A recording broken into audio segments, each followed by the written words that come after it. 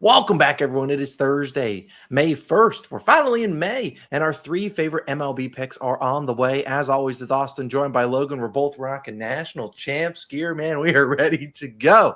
But yesterday was a 1-2 day, ending what was our worst betting month ever in the baseball. So hopefully May can bring better things. Orioles' first five-team total, that was a sweat freeze gets. Kwan again goes hitless, which I don't know how many games he goes back-to-back hitless. We'll see if he can go three straight hitless today. And Juan Soto hit 113 miles per hour off the bat. Just could not drop. That's just been the nature of the season. But a 1-2 day, whatever we're at April, Logan. And man, it feels good to finally turn the calendar over into May. Let's see if we can get locked in and have a great May. We got three picks. We have a couple early starts. So a reminder to get tapped in. I do want to note yesterday we completely forgot to do the giveaway right as we were recording, but we do have the giveaway winner from Tuesday. We said to just comment your favorite home run hitter, and it was Iron Eddie 1120. He said Trent Grisham stays hot, and yeah, he did just that. It was the first AB hit home run. So again, Iron Eddie, comment on today's video how we can pay you, and we certainly will do just that, or go back to yesterday's comment or 2 days ago comment and let us know. But Logan, we need to deliver the people some winners. We need to start off May right. We need a sweep, which I don't even know if we had a 3-0 sweep at all in April. Maybe we can start off May with one, but I'll let you lead things off. Where's your first pick of the day?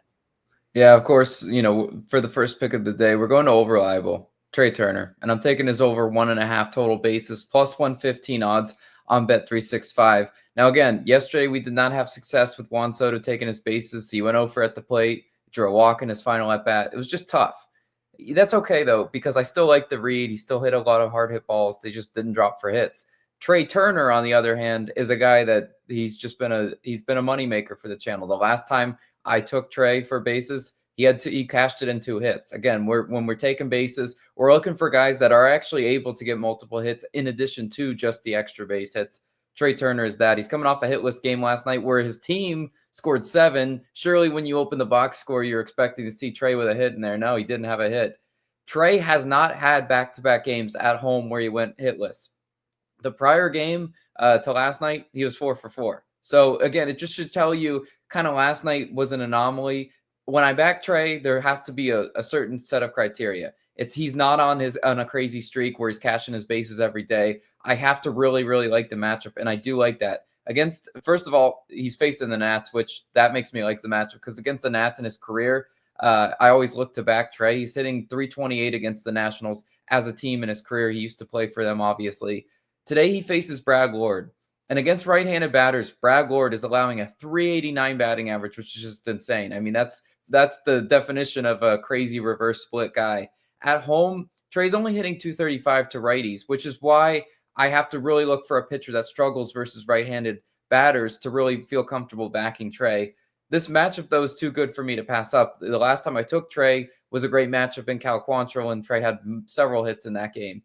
Lord mainly, if you look at his pitch mix, he mainly uses the four-seamer 60% of the time. He mixes in slider and sinker, but again, he really does rely on that fastball, which is good news for us because Trea is solid against the fastball and even the sinker, hitting 273 and 267 respectively. Trea has not been as great this year off speed, but again, Brad Lord is one of those pitchers that if he does go to his off speed and try to attack Trea that way, he hangs something, Trea will hit it a long way. I have no doubt about that. Even when Lord comes out of this game, because, he could pitch like 4 innings. We don't really know how long he's going to go. He faces a Nationals bullpen that's 30th in the league, dead last in ERA, 7.19. They're last, and it's actually not even close between them and 29. I think this is a great matchup for Trea to bounce back with at least a hit and have a potential to cash that plus money, 2 plus bases for us. Love that as my first pick. Trea, your COS Hall of Famer for a reason. Go do your job today. Austin, you got a little hit parlay. What you rolling with? Yeah, I have to do this for the sake of my mental health. And that's we're going back with Stephen Kwan. If he does not get a hit today, I'm out. But I know if I were to avoid Stephen Kwan today, who's ruined me in the last 2 days, he 100% gets a hit in the first AB, and his matchup could not be any better than it would be today. So 2-leg hit parlay, Stephen Kwan and Jarren Duran of the Boston Red Sox. Like I said, Stephen Kwan's back-to-back games hitless. I don't know how many games he had last year where he went 3 straight in a row, but I bet you it's less than 2. And I don't see him starting today against Simeon Woods Richardson. Woods Richardson has really struggled against lefty bats this season. He's giving up a 381 batting average to lefties. Logan was just talking about Brad Lord to righties. I mean, he's right there with the Brad Lord, how bad he has been to get against lefties. And this is a Guardians lineup that can stack a ton of lefties in there. So I not only see a lot of runs coming in this game, but I see Stephen Kwan contributing to that. He's been really good. He's 1 for 3 against Woods Richardson. He's been putting the ball in play. That's what he does. Just hasn't been getting lucky to find a hole. I think he finds one today against Woods Richardson. If he doesn't, Kwan, him out. But I really think in the first 1 or 2 ABs, he gets us a hit. And heck, he might put up 3 hits today. So I'm going to be back on him. If he doesn't get it done, Stephen Kwan, you're dead to me. I'm out. Then Jaron Duran is the other guy. He is a late start here, I think at 7 p.m. Eastern time. He's been red hot. He actually has a hit in 15 of his last 16 games. If I was to back someone for 2+ bases like Logan's doing with Trea Turner, Duran was going to be my guy because he's absolutely crushed Jose Barrios, going 9 for 18 of the 9 hits. 8 of them, yes, 8 of the 9 have been for 2+ bases. So, he has been absolutely destroying Jose Barrios, who's also, not been the greatest to lefties this season. Also, Duran batting .293 against righties. I just look at Duran here. He's been swinging a hot bat. He has the speed to get out an infield single if that's what we need. And at the end of the day, I'll trust a guy like that who has great splits against the pitcher he's seeing, batting leadoff on the road. Good chance he could see 5 plate appearances. This series has seen a lot of runs, and I think today will be no different with Houck and Barrios on the mound. So I really like Stephen Kwan. I really like Jaron Duran. Both guys in A+ matchups. I think they come home for us, and the hit parlays start to heat up because we seem to continue to pick guys that are on hit streaks, and then we pick them, the hit streak ends. And you know what? We're just trusting 2 guys in great matchups, and I think they're going to each deliver a hit for us. So boom, that is a hit parlay winner. Logan, you got a game pick for the people, and I think it is going to be a winner, and it involves Stephen Kwan. Hopefully he's helping you out. Where are you going? Yeah, you touched on it already in that earlier game. Taking the Twins and Guardians over 9, -110 odds on BetMGM. Worth noting, kind of what I like to do in baseball a lot is I kind of like to track where lines open and where they're closing. And this one opened at 8.5. It's already up to 9, which is kind of shocking considering the last 2 games of the series have soared under. The game 1 of this series was crazy, 11-1. Obviously, that one soared over. I think we're going to see a lot of runs. I think this is going to be an absolute track meet. I could see the first 5 soaring over. I could see the full game soaring over. And that's what we're banking on here. Number 1, we have great hitting conditions, at least according to OddsShark. I see the wind blowing out at 14 miles per hour to dead center field. That would be great. I'd like the ball to carry, especially in Cleveland. We know that ballpark does play hitter friendly when the wind's especially blowing out. Like that a lot for hitting conditions. No rain, no cold weather. We know that. Ben Lively starts for the Guardians today, though. 4.4 ERA, 1.34 WHIP. I like targeting overs against a guy like Ben Lively because he's been especially slightly worse at home. 4.5 ERA. At home, he's allowing a 263 batting average. Twins should be able to hit Lively.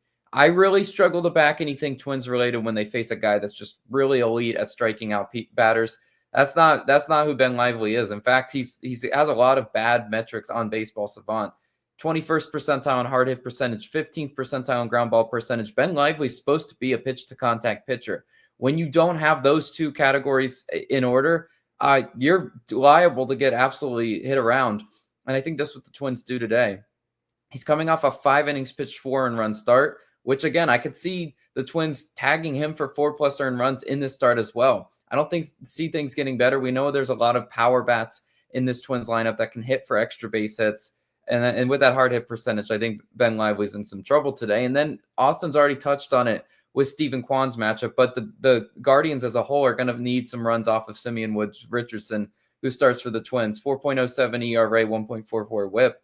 Woods Richardson I really like the splits for an over because he has a 5.79 ERA on the road compared to a 1.74 ERA at home. Well, sorry, buddy, you're pitching on the road today, and we like that a lot for an over. He's really struggled against lefties. Austin said it. I'll say it again. 381 batting average. There will be several good left-handed batters in this Guardians lineup that I think reach because Simeon Woods Richardson just can't figure out how to pitch to lefties. The Guardians make contact today, the ball will go far, for sure. Woods Richardson, 2nd percentile in barrel percentage, 5th percentile in hard hit percentage, 4th percentile in ground ball percentage. A very plate disciplined team like the Guardians, who don't typically strike out a lot, facing a guy that's just allowing a lot of hard, sharp contact, not a whole lot of ground balls. With the wind blowing out, I'm going to take my chances there all day long. And then we go to the bullpens. Guardians, 11th in bullpen ERA. Twins, 15th in bullpen ERA. Look, the last game of this series, they should have maximum familiarity with a lot of the bullpenners they'll see, which I do like. And neither of these bullpens are even top 10 in ERA, which to me is a bit shocking, but I really like the over in this one. I think we see a lot of runs early and often in this game, and hopefully we can hit with runners in scoring position and maybe have a 3-0 day, Austin. I'd love to start May off on a great note. Yeah, May could be our month.